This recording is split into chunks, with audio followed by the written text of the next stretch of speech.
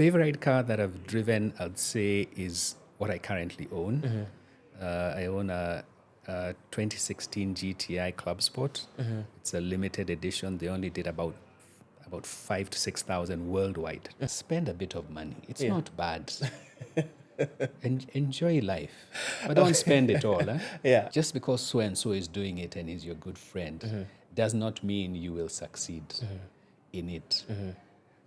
And everyone has a different journey. The founder of KFC that we eat started his business when he was 60. So we have to let go of that pressure of, I'm getting into my 40s, I'm going to 50, I'm running out of time. You'll never run out of time. Yeah.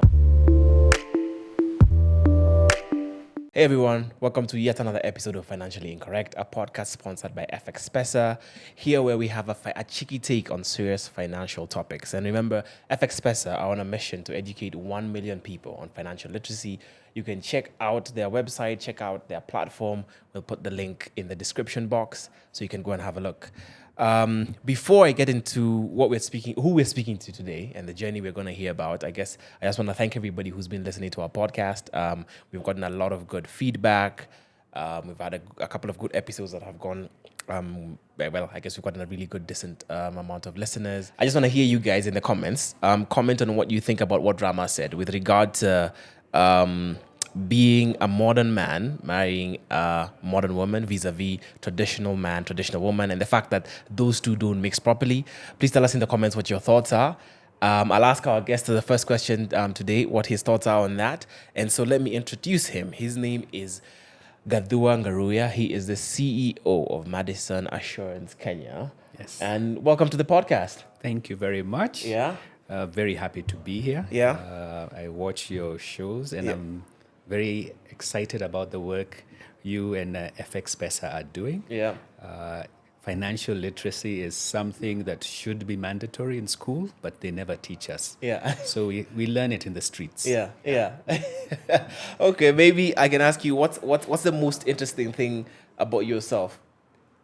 What do you think is the most interesting thing about yourself? I guess as you're introducing yourself.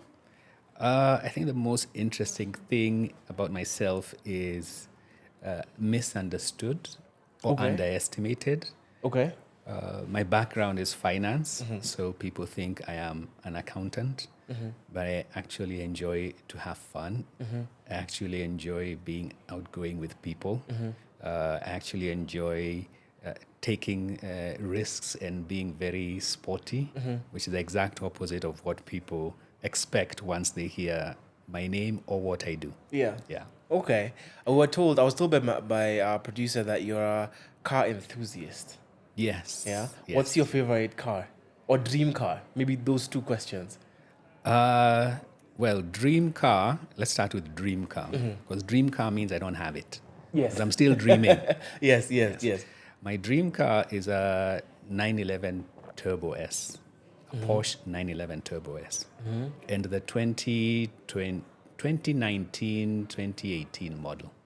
Yes. Why that car in specific? I've always been a Porsche enthusiast, and their top of the brand 911 is the Turbo S.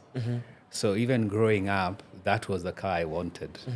Obviously, it's back then and still now. It's still a dream. I still can't afford it. Yeah. But it is the pinnacle in terms of performance, luxury, and comfort, in my view. Yeah. And Germans make very, very beautiful and powerful cars. Yeah. Yeah. Okay, so that's a dream car. What about favorite car that you've driven? Yeah. Favorite car that I've driven, I'd say, is what I currently own. I own a 2016 GTI Club Sport. It's a limited edition. They only did about 5 to 6,000 worldwide. So it's very, very limited. And I had the honor of purchasing it. Yeah. After a lot of sacrifice. I'll say getting to owning it has been a 10-year journey. A 10-year journey. Yes. Okay. In terms of, I decided for me, there are certain financial things I need to take care of. Family, home, let's say some investments before I can spoil myself. Okay. So I did set a plan in terms of what are the things I must accomplish before I can now get something that I know I will spend money in. Yeah, yeah. With car enthusiasts, Yeah. a car is an endless pit of performance improvement and spending. Yeah. So I said I don't want to go down that journey without having reached some financial stability Right. in my own my own goals. Right. So it has been a 10-year journey, and 2023 I was lucky to have accomplished my last journey. The last thing that you need to take before you could. which now gave me a bit of income that I could also invest, and I could also use some of it to reward myself. Okay. Yeah. There's something interesting you said there I want to ask you about. You talk about, I guess, what makes you a car enthusiast, and it's the continuous performance of the car and continuous investment in the car. Yeah. Is that, because I mean, I would like to drive a really nice car as well, and hopefully I'll get the car that I want. I would really want to drive a Panamera sometime. But I don't know that. I guess I think about it in the sense that I'll keep improving it. I'll keep working on the engine or working on this. I'm like, no, I just want to have the car like, that's it. Yeah. Do you think that's what sets apart like car enthusiasts from, I guess, people who just want to drive nice cars? I don't think so. I think what sets apart car enthusiasts from the rest is your passion about the automotive industry and vehicles. For the rest, it's a mechanism or a tool to move from point A to B. Right. It's like a pen. Right. You use a pen for writing. When Yeah. you're done writing, you put it down. Yeah. You don't even think about it. Yeah. A car enthusiast, irrespective of the vehicle they have, they enjoy the journey. Like even before getting this vehicle, I had a lot of other practical vehicles. Even in America, I had a Honda Accord, which for me was the most boring car I've ever owned. But I took care of it. The washing, waxing, making sure service is done. I took care of it because that is something I enjoy. Yeah. So irrespective of the vehicle that one has, a car enthusiast will always take care of it. Yeah. The rest will look at it as a tool. Yeah. Yeah. Okay. And last question on the car, because actually when you came in, I guess from where we are, for those who don't know, we are like our studio office is like on the 12th floor, so we can see down. So the producer went with the videographer to sort of have a look at the car, and the videographer was saying that he doesn't expect a CEO to drive that car or Yeah. that kind of car. Yeah. Is that something you get a lot? It is actually in the office. Yeah. When I got the vehicle, it took me a month before I took it to the office. Oh, really? Yes, because we have assigned parking, so everyone will know whose it is. Yeah. And I was just going through that process of, okay, what are they gonna think? There's the expectation. Someone at my level, SUVs, the big luxury cars, Mercedes, BMW, what they're mental expectations people have. So I had to go through that process and just say, you know what? I'm living my life. These are the things I like. So let whatever people think, let them think whatever they want. Yeah. I'm going to do what makes me happy. Yeah. And I've worked hard to get to this point. Yeah. Yeah, so slowly I started taking it in, and I remember that askari would tell me, because it's a good friend, he'd tell me, hey, hiyo gari watu wakipita wanaiangalia, wanasimama hapo wanaangalia, alafu wanauliza hiyo ni, they think it's someone else's. Yeah, who's parked in the CEO. In the spot. Yeah. Yes, but it is, even in other environments, I'm part of a VW car group. And at times when we meet, or even the garage I go to has a lot of car enthusiasts, and at times I'll go in a suit. Yes. I'm coming out of that car, and they kind of look and like, these two don't quite match up. Yeah. So I get that a lot, but Yeah. now I've just gotten used to it. Okay. And accepted that people have their expectations. Yeah. And I'm probably breaking their expectations Yeah. or what they expected. But Yeah. I'm doing what I'm enjoying. Yeah. Do you feel like it potentially, I mean, among your peers, or if you're going to for a CEO meetup or whatever it is, do you think, or do you feel like it maybe lowered people's estimation of you in any way possible? Like in any way at all? Actually, no, I don't think it lowers. I think it creates a conversation point. This is something different Yeah. from what they're used to seeing Yeah. of certain people where they have certain expectations. So there are times I'll even specifically go with it to ruffle the feathers and get people thinking. Yes, I do have another car that's a daily. This is not a daily. So that one fits their expectations. But every once in a while, I'll be like, let me take out this one and see what people will say when I come out in a suit. Yeah. And I'm the one giving the presentation. Okay, fair enough. Let's get into it then. Yeah. In fact, I want us to start at your base where you really began, and even how you even got to determine that a Porsche was going to be is your dream car. Yeah. What kind of circumstances did you grow up in? Yeah. What was your family background? That's even something that you're even thinking about. Is it something that you saw on a toy car, or is it something you watched on TV? Okay. Or yeah. So I think my background, we grew up in Limuru. Okay. And then moved to Lavington, I think when I was in standard 5. So Limuru was a very small community. We were all friends who lived close to each other. There were a lot of family gatherings within that community. So I got to know a lot of people in that area. Then we moved to Lavington, which is a modern now, but coming up to Nairobi, because Tigoni back then was still kind of a bit rural. Right. So now, you have a smaller compound, you don't know your neighbors, everyone is busy rushing around. So that's where I grew up. I went to St. Mary's from Standard 1 Okay. here in Westlands up to Standard 6.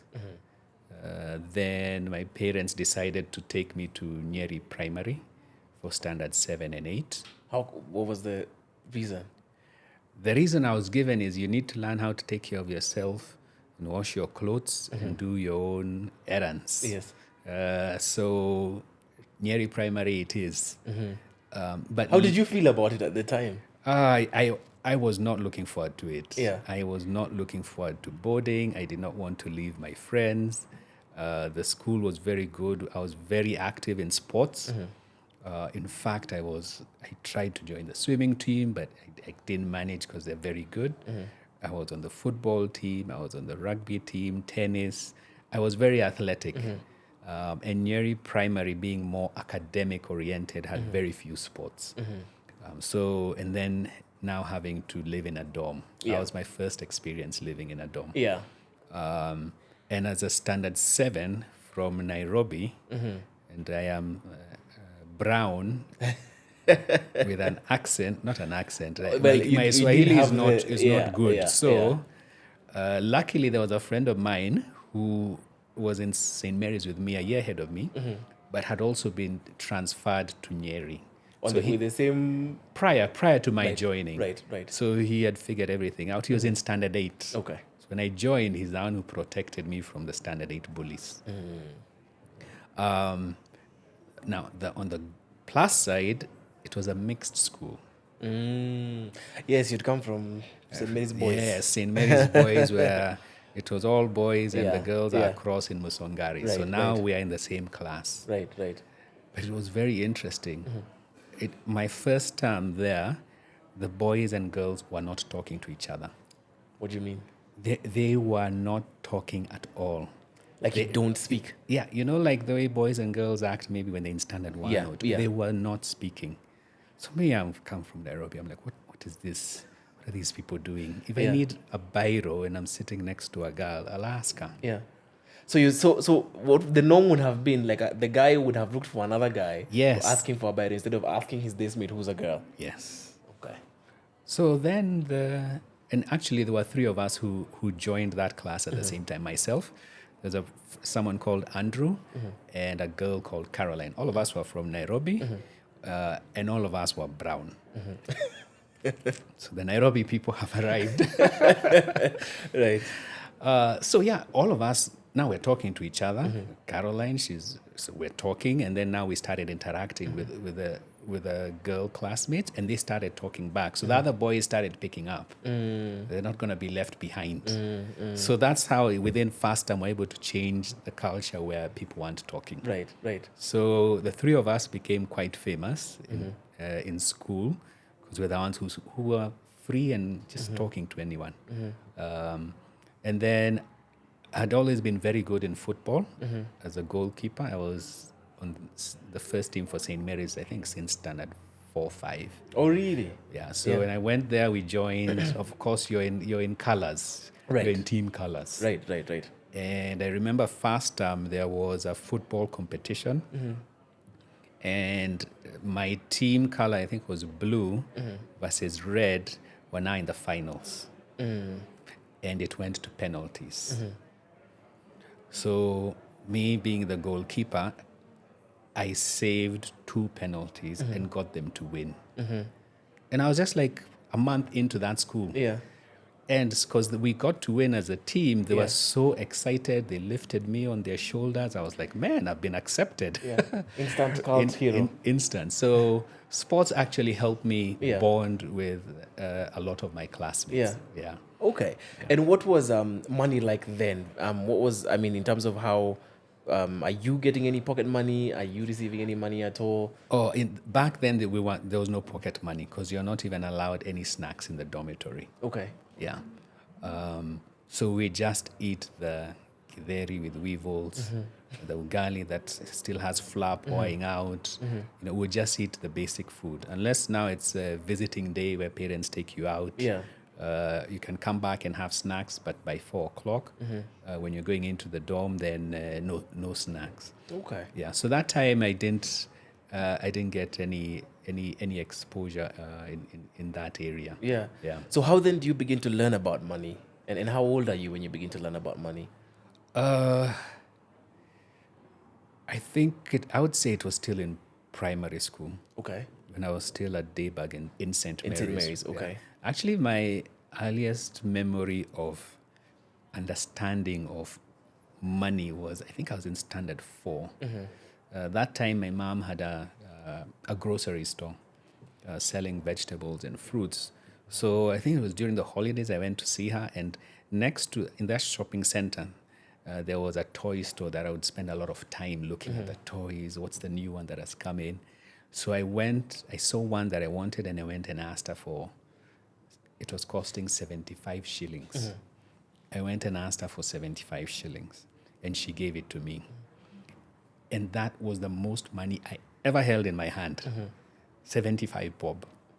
So I went, I bought the toy. It was those cowboy revolver guns with the small plastic bullets. Right. That come with a belt, and you put the bullet in. Right. Yes. I guess what have evolved now to like BB guns. Yes. Yeah. So that was my first experience with money. We're going from her shop to the store. I was so worried that I might lose it.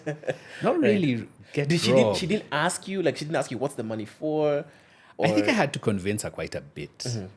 But that's the part I remember. That walk, I was really holding on to it very tightly so that it doesn't get dropped. There was no fear of being robbed. It was just fear of losing it. So you knew that it was valuable. You knew that whatever was. it is you were holding was extremely valuable. Yes.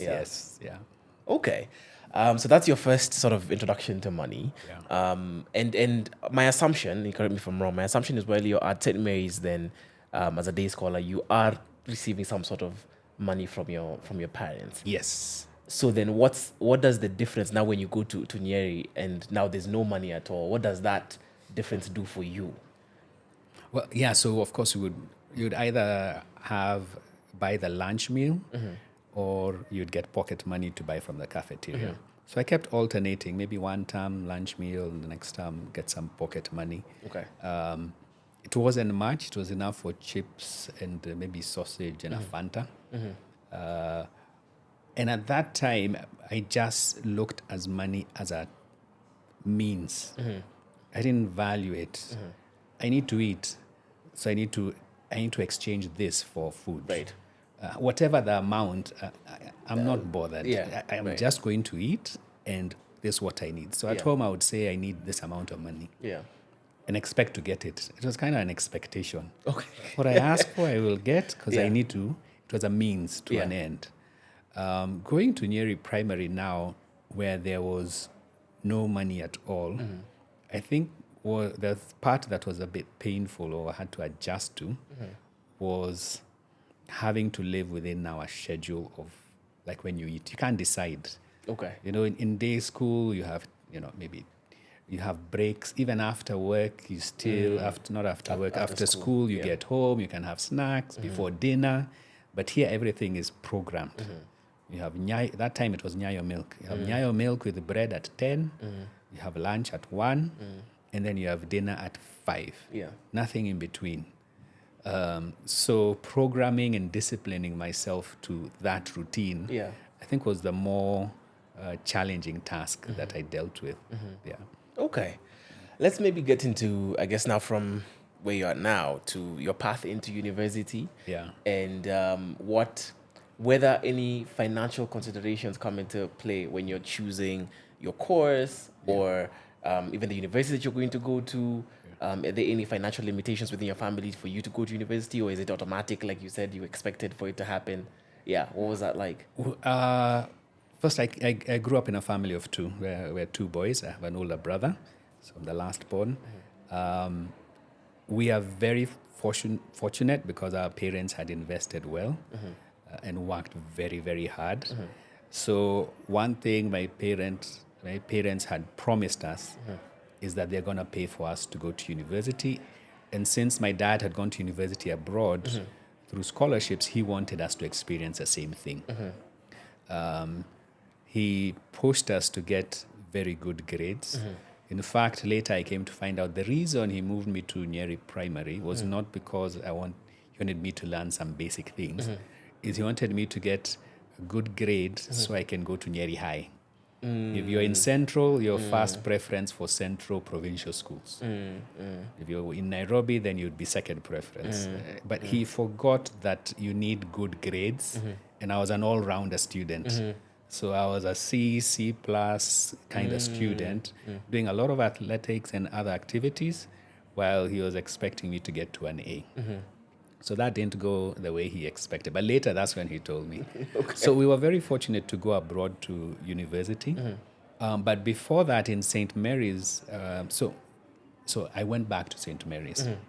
So after for secondary school? Yes. Okay. So after standard 8, I convinced my parents, can I go back to St. Mary's? And they agreed.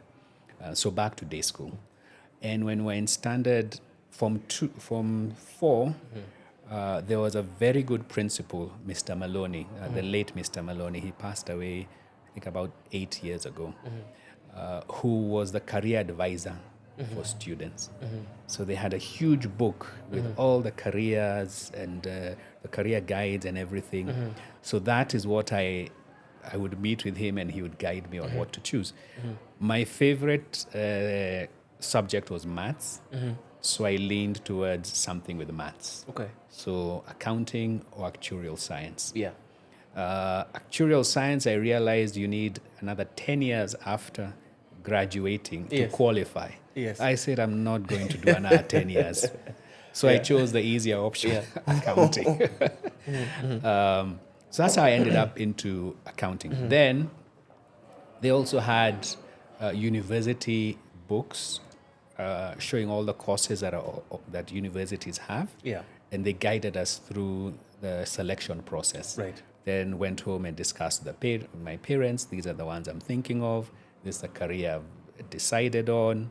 Luckily, my dad was marketing and finance, so he appreciated finance and accounting. So he's like, okay, that's good. I'll support you. Yeah. Yeah. So chose the university. He gave me a budget on how much tuition he can afford. Was that here or was that abroad? That was the university was abroad, but the planning was done here. The planning was done here. Okay. So he'd give me a budget. I would go through the book and find certain universities and come back and we discuss with him. And says, no, that's not good. Have a look at this. And then finally we settled on Ohio University. Okay. In Ohio, which is in the Midwest region of America. And at that time, how much were the fees at that time you're looking at? The fees were probably 12 for international students, which is more expensive than the Americans. It was $12,000 a year. $12,000 a year. Yeah. And I don't know if you're privy to this information, but was it that your dad or your parents had saved and invested that allowed them to be able to offer you and your brother this? Or was it that, I guess, they were making that much money that their cash flow was still enough for them to be able to... They had invested. I didn't know it at the time, but later he told us how he was able to finance it. Yeah. So he had invested a lot in properties and in stocks. And his plan was to use some of those properties to pay our school fees. So when it came time, he sold the properties and got the cash now. Okay. Yeah. So it was like the house that's dedicated to the property dedicated to your fees, the yes. property dedicated to your brother's fees. Yeah. And so that's even where the budgeting or budget element of it came up. Yes. Okay. Of course, we didn't know that at that time. the time, It's these things he's telling us now. Okay. So when he's telling us you need to buy plots, you need to invest now. Yeah. He was giving us the example on how it helped him. Yeah. Okay. So you go to Ohio. Yes. What's the living situation there like? How are you meeting your bills? How are you meeting costs? Are you working any other jobs? So the first year in America, you're supposed to live on campus. Okay. So that means your food and everything is taken care of. So you pay for tuition and accommodation. Second year, you're allowed to live off campus. So second year is when I had to now really come up with budgets. How much is rent? How much is my food going to cost? Utilities and everything. So actually, even within the first year, even though everything was paid for, we still would get a bit of pocket money, to buy a few clothes and things like that. But I was like, this is not enough. Yeah. Me, I want more. Yeah. I'm in America. Yeah. In fact, what I wanted that time were Calcanai jeans. Those were the jeans in the time, and I think they used to be like $100, which sounded now like $1 million shillings. Yes. So I'm like, I need to get a pair. So I'm like, with this pocket money, it won't work. So I need to get a job.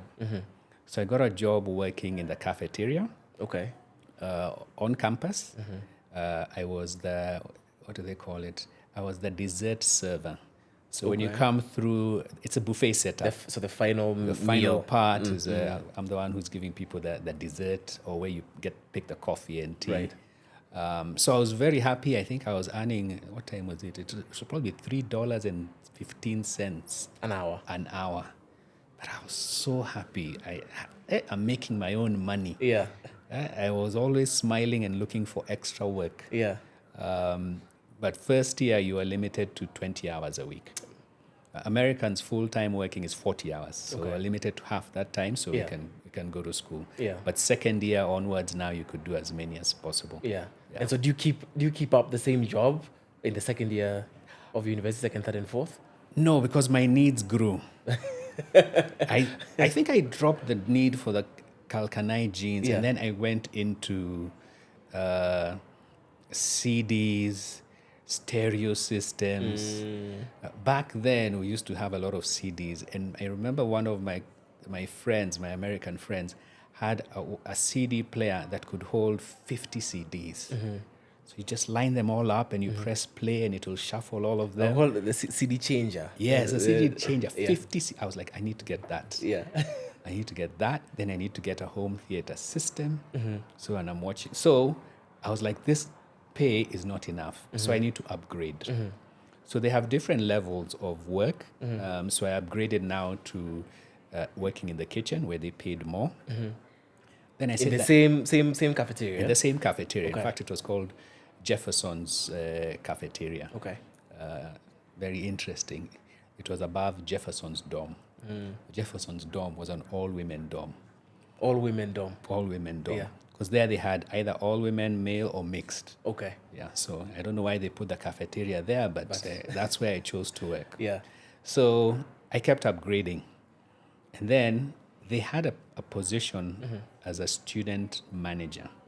So they have full-time employees with full-time managers managing the full-time cooks and everyone. Then they had a student who's been hired as a manager to manage the students.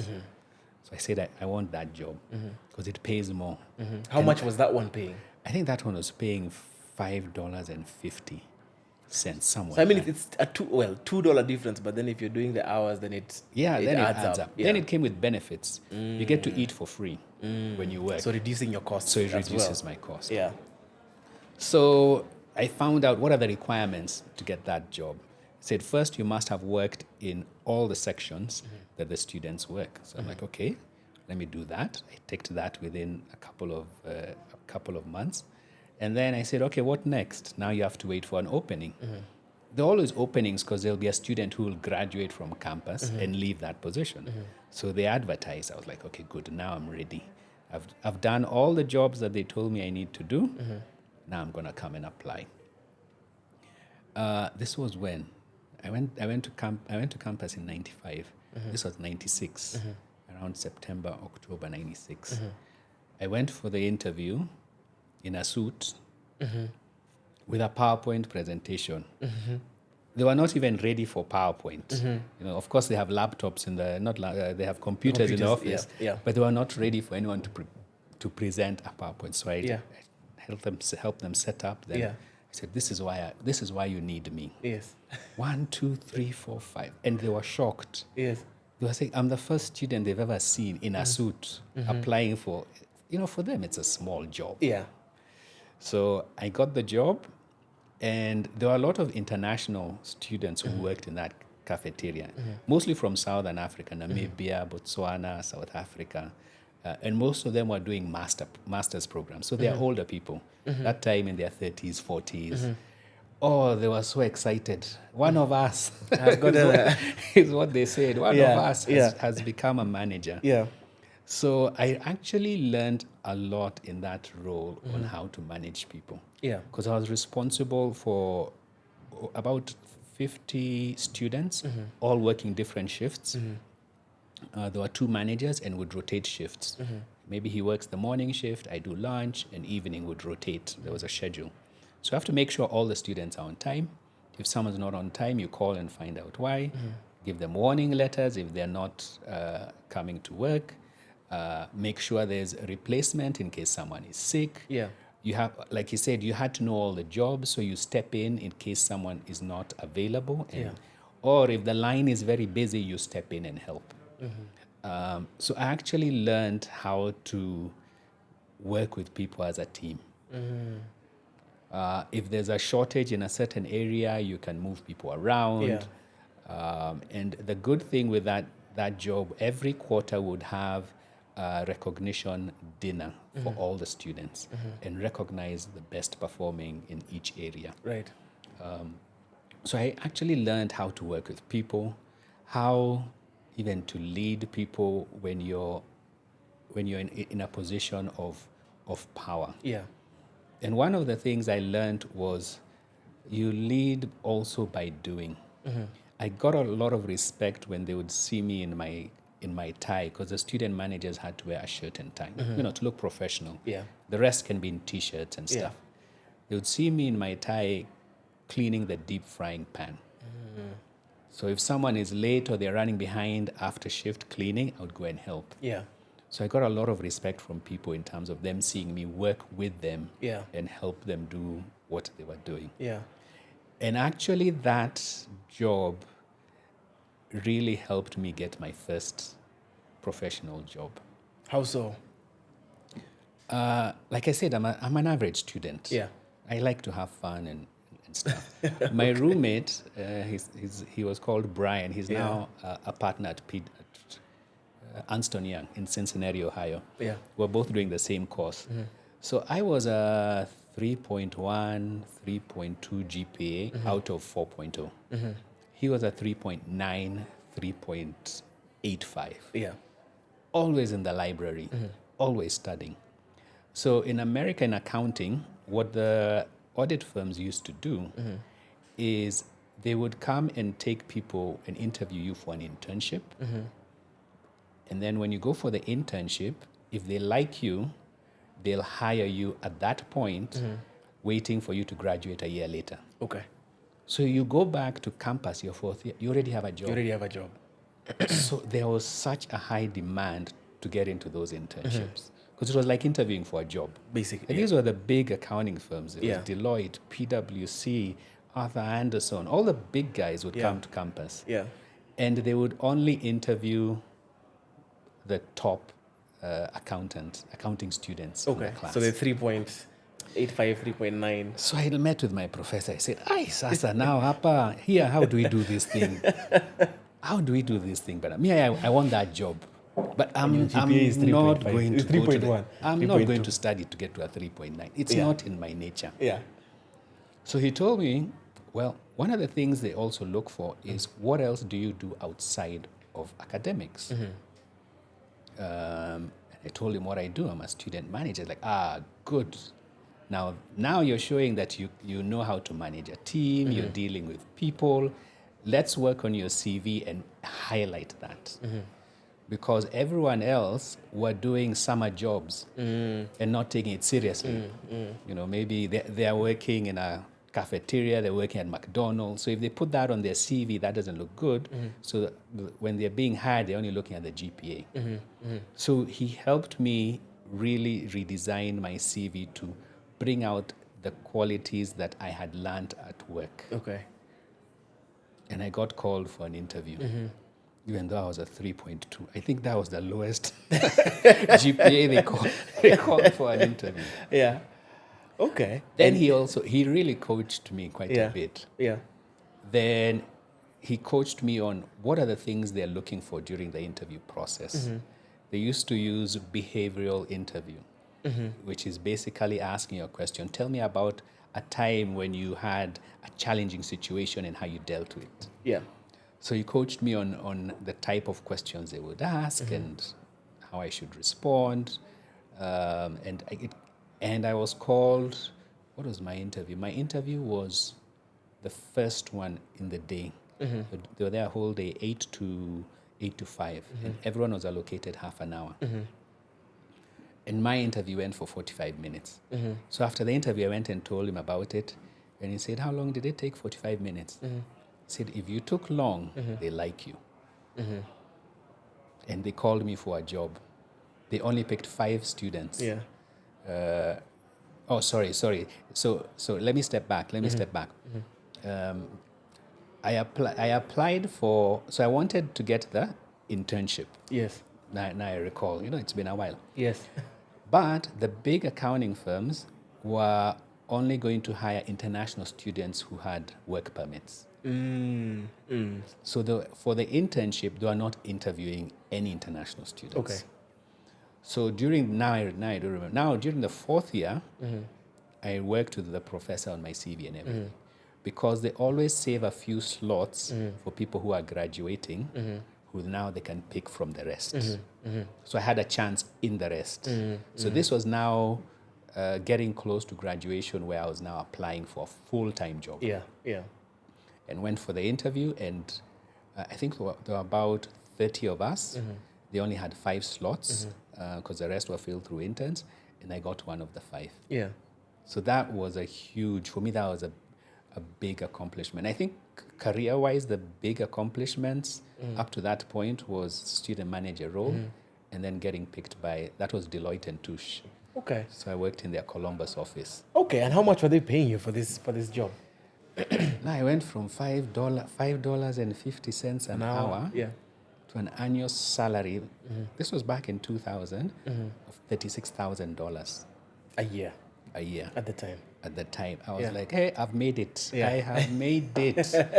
Divide that by 12, $3,000 a month. Yeah. So I started budgeting from $3,000 a Okay. month. Okay, so now I can afford rent. I already have a car. Car maintenance, utilities, this and that. But there's one big thing I forgot in my budget. Tax. I was budgeting with gross, not net. Yes. So I rented an apartment using the budget of gross. Okay. My first pay came and I saw net. Yes. Hey, I was like, here there's a problem. Yeah. here there's a problem. Yeah. So I had to redo my budget, but unfortunately there you can't get out of a contract in the first 6 months. So you had to stay there for six So I had to months. stay there. So now I had to squeeze everything else. Yeah. Food, everything else I had to squeeze. Yeah. Buying furniture, no, that can wait. Yeah. Let me just pay rent. Go So to you're work. living in an empty. In a 1-bedroom apartment. Yeah. Of course, on campus, I had a bed, Yes, a desk, a TV, and those kind of things. So those were there. Of course, you also have utensils for cooking because I was living off campus. But since we're living with people, I never bought sofas or other stuff. So yes, it was a 1-bedroom apartment. The bedroom was furnished. The living room was a blanket and a TV. That's was it. Yes. Okay, so that was like your first budgeting era, so experience. yes. Yeah. Are you saving any money at this point? Are you saving anything? I was only saving through the pension scheme. Back in America, they call it 401k. Yeah. So I did max out, which was at, I think, 10%. Okay. So I said savings, I will save everything. The rest, then I will figure it out. Yeah. Okay. I want to now jump from there because I know there's so many things that we can talk about. I want to jump from there to your journey as, I guess, getting to the position that you're in now, which is the CEO of Madison Assurance. And I guess the different, in a personal capacity, the different learnings that you've had in getting there. And I guess from a perspective of senior management roles and the financial considerations that you have or that you take in when you're either discussing salaries or looking at what your roles are going to be and looking at what you want to achieve for yourself. Yeah. So maybe my first question would be, what are the up until, I guess, what it is that you can disclose, because obviously there's limitations there. What are the different levels of pay and work roles that you have getting to where you get to? Okay. Yeah. So obviously you start at the bottom, wherever the bottom is. So at Deloitte, I started as the accountant. Yeah. And then got promoted to a senior auditor. And then from there, so I was looking at the career journey. Within the audit firms, then you get to a manager, maybe senior manager, partner. That was the journey. Then I asked myself when I was a senior auditor, do I want to take that journey? Do I want to put in the hard work to get to a manager level? Because there are very few slots. And the slots keep decreasing. Yeah. And I realized at a very early age that audit is not something I wanted to be in personally. Yes, I liked finance, I liked numbers. But auditing for me was looking at the past.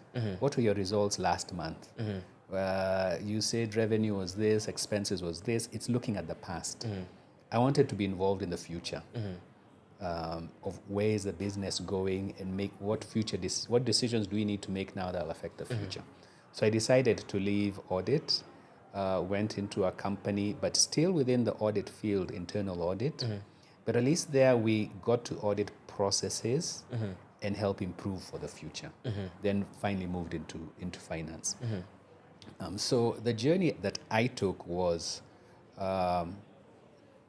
first and foremost, where do I want to end up? And for me, I wanted to end up CEO, CFO, somewhere there. I don't know how, but everywhere I go, let me understand the career path that is there and see if it fits with me. So even when I went to the other company in internal audit, you could get to senior management, but it was auditing. I was like, no, not that. So then I moved to finance. In finance, I was a manager, and above that was a director, senior manager, and then director. And then from there, you get to vice president and then CFO.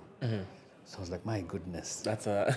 and all those are white men. Yeah. How is this black man in America, a foreigner, going to get to that senior level? Yeah. So at that point, I said, okay, I think it's time to move back home. Originally, when I went to campus in the US, I said I want to work, get a bit of experience and bring that knowledge back home. So I'd always wanted to come back. What I did not determine is how long will I work. And time flies when you're working. So 10 years passed, and I'm like, oh my gosh, time has gone. I need to move back.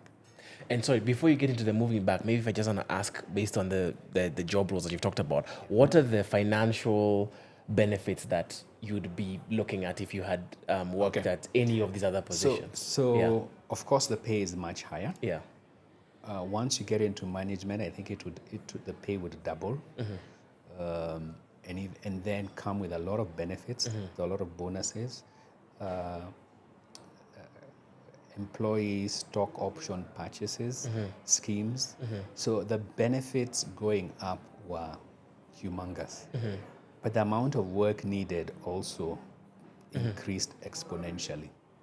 The investment you need to do in yourself in to yourself be able to... and in working for the business. Yeah. Also in the US, most of the companies were not sponsoring for you to do an MBA.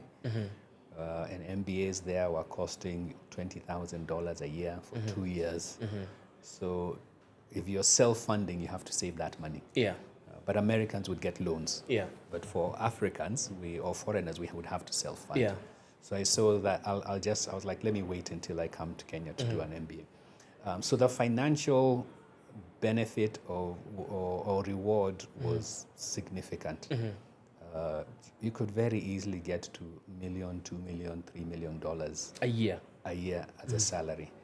If I would estimate when I was a manager, at that time I was probably earning $75,000 a year, and my boss, who was a director, was probably doing double. And in the US, anyone earning more than $250,000 is basically, you're doing well. Yeah. You just need to manage your finances. Yeah.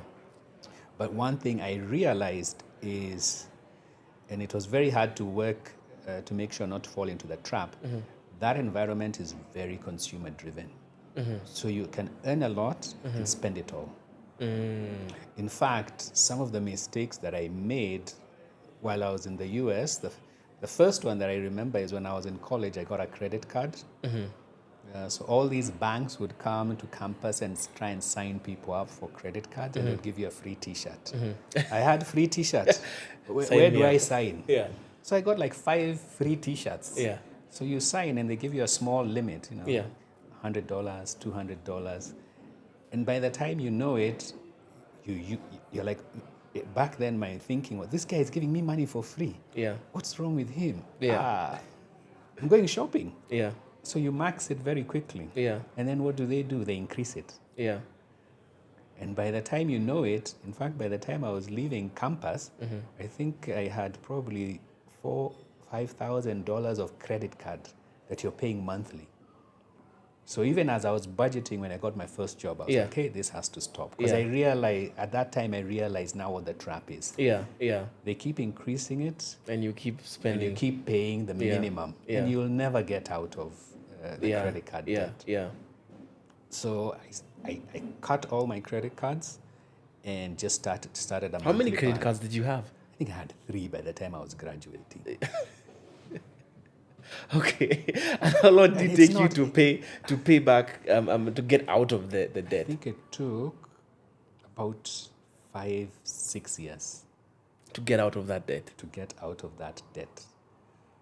Just because I was thinking, this guy has given me a T-shirt and now free money. Yeah. Yeah. Then next month you see minimum payment $25. That I can afford. I'm working. I'm a student manager.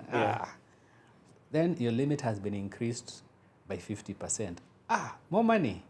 Now I only have to pay $40. That I can afford. Yeah. To the point where you're like, oh my gosh, I'm doing $120 a month minimum. Yeah. I'm not paying it back. Yeah. I'm just paying this interest. Yeah. So that's when I said, no, I need to stop. Yeah. So I had to come up with a plan with each of the card companies. Yeah. Cancelled and told them, let's work on a 5-year plan. Some I paid off earlier because they were less. Yeah. But then I would have to have a budget line just for For paying credit that. card. Yeah. Gosh. Okay. Anyway, yes. So you were saying, so from now we're at the point, I guess, when you're coming back now to Kenya, because we've talked about, I guess, the potential financial benefits that you would have gotten if you would have kept there. Yeah. So it would have been financial, but then, in my view, at a big sacrifice. I'm very family oriented, so I was missing family. So that family and friends were not there. Yeah. So that would be the cost. Yeah. But yes, so then I decided to actually there's even another decision I made that I wish I made differently while I was in the US. Because my father had been in properties quite a bit. He had taught me that you have to borrow, buy something, and get rental income. So as I started earning, I started now looking for how can I get into real estate as a business, not to own a property and live in it. And I found some duplexes. Duplexes are the houses that are joined together. Right. Middle income, not luxury, where I was like, I could probably get a loan to buy both of them, rent one side and live in the other. So I started doing some research, and then life continued. Then I got married. And when I got married, now I wanted to give my family a home. And then, of course, children came also at that time. So I didn't do much research, but I bought a house in 2006. A duplex or another one? And now a normal standalone Okay. for the home, Yeah. for the family. Yeah. In 2006. Only to realize 2 years later the financial crash happened. Yeah. There were signs that I saw, but like with any crash, you never know when it'll happen. So Sorry, I would assume, and maybe this is an ignorant assumption to make, with the finance background and the finance work and the audit, that you would have been able to, better than the average person, yes, to be like, I'm seeing this coming. I did not make mistakes people were making, because I had a bit more financial knowledge, but no one knew exactly when As I say, the bubble will, but it's and what the impact would be. Because where we were living was not an area that I thought would be affected. Just didn't realize how it would spread, even globally. It affected everywhere. So, and also not realizing, not being in that industry, realizing what was really happening inside. So some of the schemes that they were offering were, you can get a loan and pay interest only for the first 5 years, then principal will kick in. So for me, when I heard that, I was like, okay, no, that's not good. I'll start paying a mortgage, maybe $500 a month, and then 3 years later it goes to $2,000. So I could see in 5 years many people would be in trouble. So they had a lot of products that they designed to get people in and let them deal with a problem later. So I didn't fall for any of those. They also had variable interest. We'll give you a loan now at 3% interest. In 5 years, it'll go to 7%. It's the same thing. Your cash flow will change. So I got a fixed mortgage, fixed for the entire period, which was a bit more expensive than the variable, but at least you know your monthly payment. But 2 years later, the world just changed.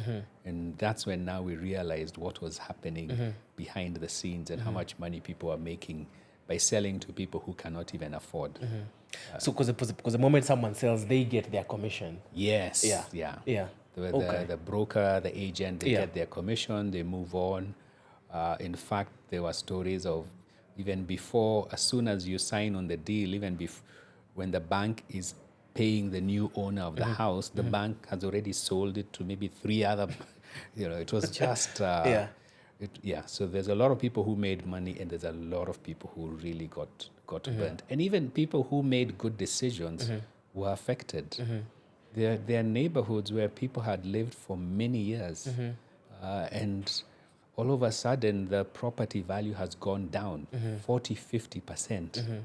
Now that might be your nest egg where you wanted to sell at some point. Now you can't. Is that how you lost? Did you lose any money in that? I guess 2008.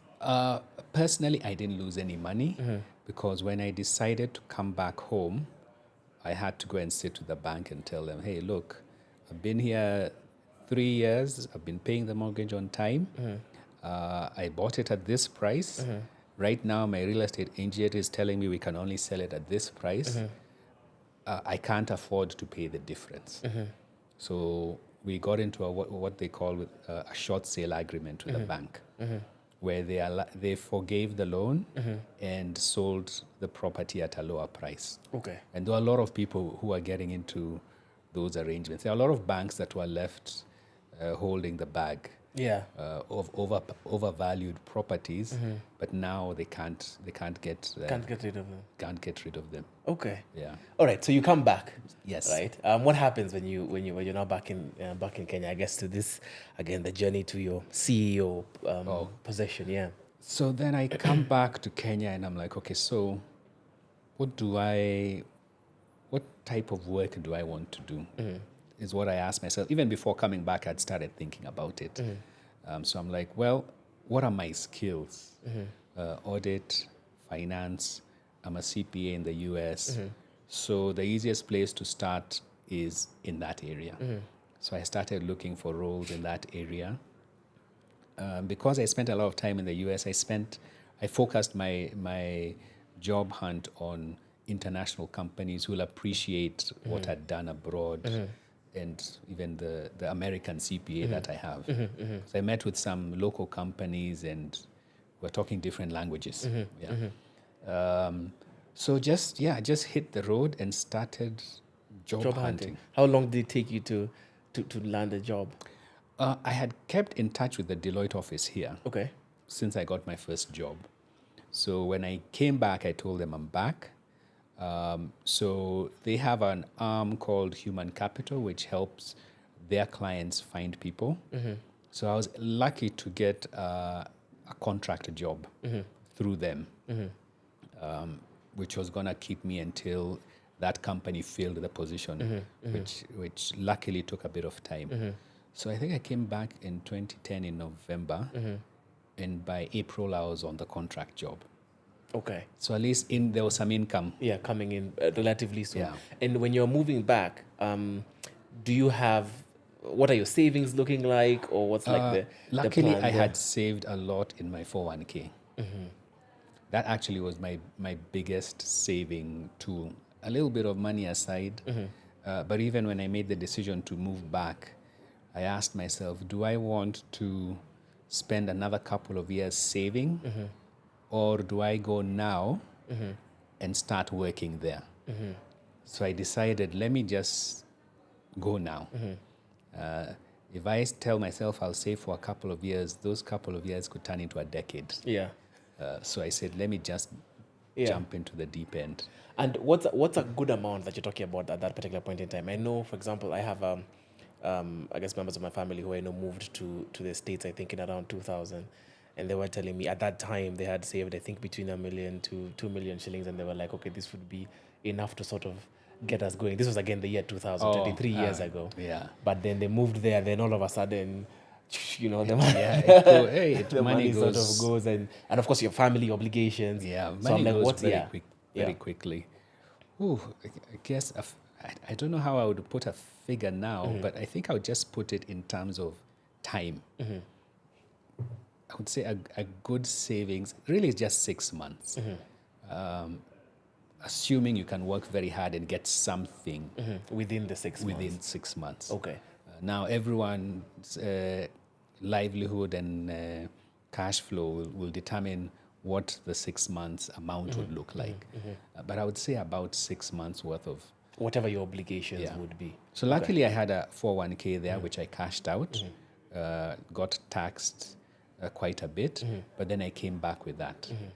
So that helped me start up. Okay. Yeah. Okay.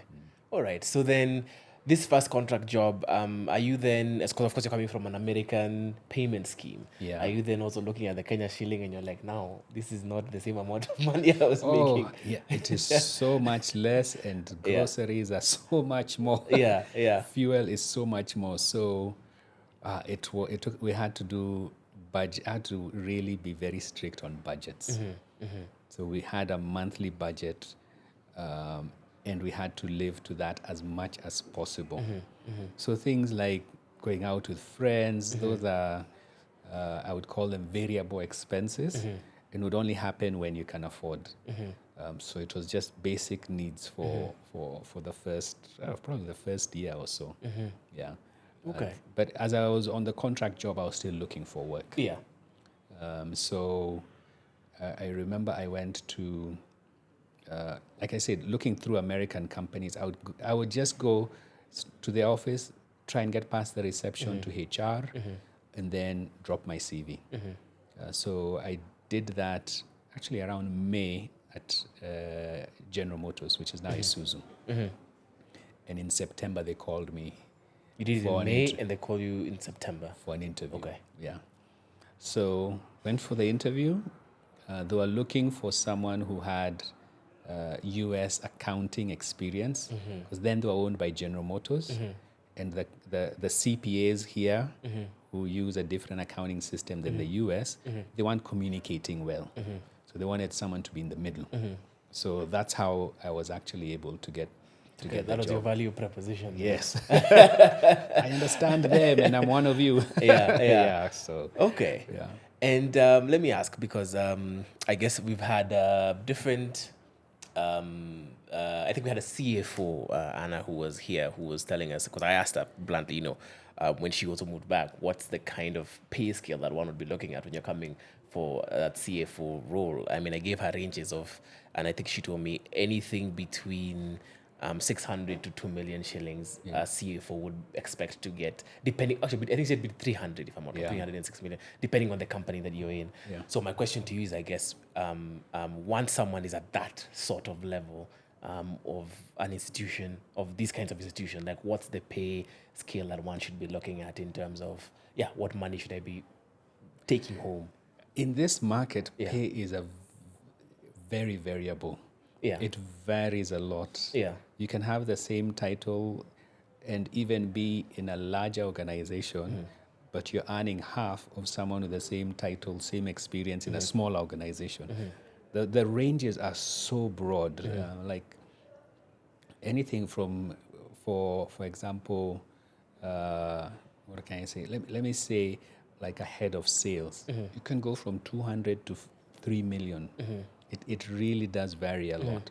So it's hard to give figures because it varies a hell of a lot in this market. What are the things that, beyond the different organizations that you would be working in, what are the things that fundamentally matter when looking at the disparity of the pay scale within that one can get at these very senior positions? The benefits, medical, pension, group life cover, and then the leave schedules. So I spent a lot of time on the benefits when I came and I was looking at companies and going for interviews. In fact, there was one company that they selected me, but once I got to see the benefits, they did not have pension because I wanted the benefit of the employer contributing a bit, and I also contribute, which is the way most pension schemes are set up here in companies. But then they didn't have. So I said, no, I can't do that because that's a very important saving aspect for me, having a very good, solid setup pension scheme. Yeah, so I said no to that. Medical, also very important, obviously, for you and the family to cover the risks. And then group life, most employers offer it. In case of death, then they'll pay the family 3 times, 6 times annual salary, so that the family has some finances through the rough times. Okay. Yeah. And so I guess at your at your position, I want to draw back to something you said at the very beginning, where you said you're a C student, average student, I guess. Yeah. And I've seen this quote. I believe it's a quote every so often, and they say the B's and the C's are the ones who run the world, and the A students work for work for the B's and the C's. I've seen I that guess that's too. not really become I guess a version of your life. What do you think, in your experience, allowed you to be able to make that happen? And then as well, when you were in school and admitting that, yes, I'm an average student, but I'm able to do lots of other things, was it an intentional approach to try and get to where now you've got to? I don't think it wasn't intentional because I was just doing the things I enjoy. In fact, it's very interesting. When I was in high school and even in A levels, I just wanted to read just enough to pass so I can have time to do other things. Yeah. So I would structure myself to do just it. Could I do more? Yes, if I wanted, but I preferred to use that time on other sports. So I think what I can say is now coming back, and even during my career, one thing I have always done and appreciated is you always have to keep learning, learning new things. Whether it is with an end, it will improve you in 5-6 years, or just learning for the sake of learning, and trying to interact with very many different people who have different views. And I think that one of interacting with different people I got from the US, because we went to the US. These are Americans. I don't know them. They can't understand my British English with a Kenyan accent. Yeah. Some of them are asking questions. Where is Kenya? Is it in Africa? You know. Yeah. So we had to start communicating and getting to know each other. And they had to teach me their culture. You know, things like Thanksgiving, Independence Day, all their big holidays. I would ask, what is Thanksgiving about? So I got to appreciate investing time to get to know people. And at the same time, the importance of constant learning. That has helped me throughout my career. Yeah. Yeah. Okay, so that's sort of what has gotten you, I guess, got you going, so to speak, and kept you there. Yeah. I guess as we sort of wind up, a question on what your, I guess, quote unquote, financial low point would be. And this I would like to specifically keep it within the construct of you in senior positions. I guess the assumption would be that, of course, you're not lacking any money. Yeah. You have everything you possibly could need, and you're happy, and everything is great. So I guess I'll encourage you to think around, I don't know, whatever the definition of financial low point for you to be. Yeah. To be as wide as possible. But my question would be, what would you say would be has been your financial low point? I think the financial low point, without getting into too much details, personal details, is there's some investments that I made where the expenditure was more than what I had expected, and they were difficult to get out of for a period of time. So it was having to struggle to fit everything else in a lower budget. So meaning having to cut everything. There's been times where it has been income comes in and a large percentage of it is going to take care of this investment. Now this little one, how do we make it work? And for me, I had to go through a mental maturing process of having comfort in terms of, I'll say, a large cushion, to having to live with a small cushion. It reached a point where I was like, this small one, I don't know if it'll fit at the end of the month, but tuendelee na maisha. Yeah. I had to now start making fun of it and not getting stressed over it. But the end goal was obviously after a certain time, I would have to relinquish that mistake that I made and get back. And I was able to do that. Yeah. But that was a very trying time because I'm such a planner, and when it didn't work out the way I wanted, it now affected my livelihood. And I had to live at a lower than what I was used to. So now there are those questions of, am I a loser? Is this going to be the way things are for life? What is wrong with me? Why? There was a lot of self-reflection that I had to go through and pull myself up and say, you know what? It's just a mistake. It's not for life. So you already have a plan. Some people say you have to talk to yourself. You have to motivate yourself. So you already have a plan. So you continue with it. Yes, it's tough now, but you'll be out. And I'm glad I kept listening to myself. Because when I finally got out, that's when now I've really felt financially free. And I think one thing I would want to advise people is always make money decisions on things you are comfortable with and you understand yourself. Just because so and so is doing it and is your good friend does not mean you will succeed in it. And everyone has a different journey. Your friend today might be doing very well. Your time might come in future. The founder of KFC that we eat started his business when he was 60. So we have to let go of that pressure of, I'm getting into my 40s, I'm going to 50, I'm running out of time. You'll never run out of time. So, and also find the path that you're okay walking. Some people want to move quickly. If you're okay moving slowly, do something financially that you are comfortable with. The worst feeling is doing something because someone has told you it's the right thing. And every day you're wondering, is it the right decision that I've made? So I would advise people, take your time, find out what you want, and spend a bit of money. It's not bad. Enjoy life, but don't spend it all. Spend a bit. On that, I actually have a question. What would your response be? If I come at you, the devil's advocate, and I say, but even if you're talking about the quote unquote financial low point that you're in, I'm like, you still have this, like you still have the money. Yes, you're dealing with like a small cushion, but surely the mental strife or emotional difficulty that you're enduring can't be as bad as mine, where I'm working hand to mouth day to day. So, like, what would be your response to that?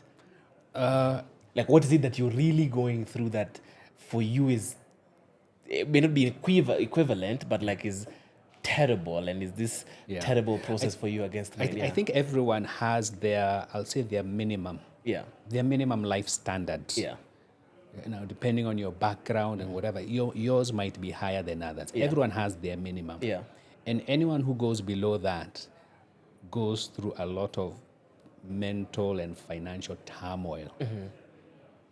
So for some people looking from outside who have a lower minimum, then they would look and say, that one, if it was me, I would be okay. But because of your upbringing and everything, everyone has a minimum. And wherever you are, if you go below it, we all go through the same problems. We all go through the same struggles. I'm not saying mine are more than yours, but we all go through the same problems and the same turmoil in terms of self-doubt and trying to dig yourself out of the problem. So don't judge others. It's easy when you're looking from outside. But there are people who go through a lot of trouble. Regardless of where they are. Okay, last question. On your portfolio investment planning, the things that I guess you can potentially speak about, like what are the things that you then are looking at and saying, this is how I'm going to spend my money, or what are the considerations? You've already talked about the land and property based on your father's principles, but what is your investment policy, so to speak? So mine is a bit diverse. I think the older generation are more property skewed. Mine, and also because of my experience where I work and dealing with financial advisors, it's more of a blend and balance. But that's just, everyone has their own options on what they would want to do. So mine is still, properties is still a place to put money. I would put money in this country. Because the demographic shows in future, everyone is going to need a home.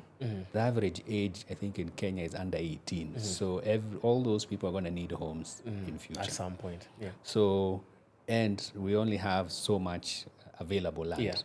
So demand for land will always be there. Yes, there'll be cycles. It goes up in terms of price, it stagnates, it goes down. But the general trend over decades is moving up in the market.